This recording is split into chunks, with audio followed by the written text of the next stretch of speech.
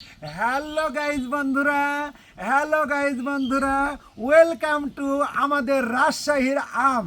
এই রাজশাহীর আম যে একবার খেয়েছে সে কিন্তু আর ভুলতে পারে না, কারণ বাংলাদেশের মধ্যে সবচাইতে রাজশাহীর হলো আম, সেরা আম।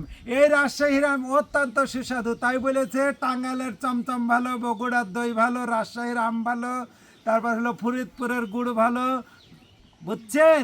আর আমাদের রাজশাহীর আম ভালো। দেখেন আমাদের রাজশাহীর বিখ্যাত এমন একটা জায়গায় আম আছে যে আম আর্ধেক পাকা আর্ধেক কাঁচা, আজীবনেও পাকেও না কাঁচাও থাকে না, সেটা হলো আমাদের রাজশাহীর নামই দিয়ে আছে আম চত্বর। আর এই যে আমাদের রানীমা, আর রানীমা কি আরে, আপনি কিছু বলছেন না কেন? কি বলবো আমি?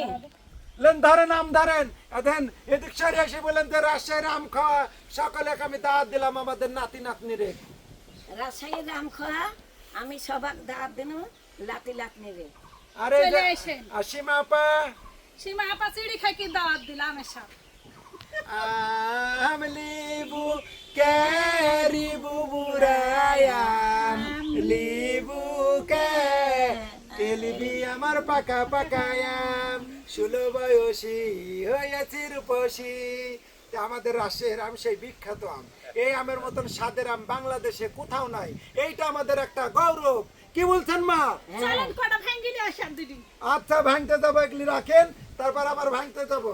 এই যে ক্যামেরাম্যান, আপনি এবার অফ করেন।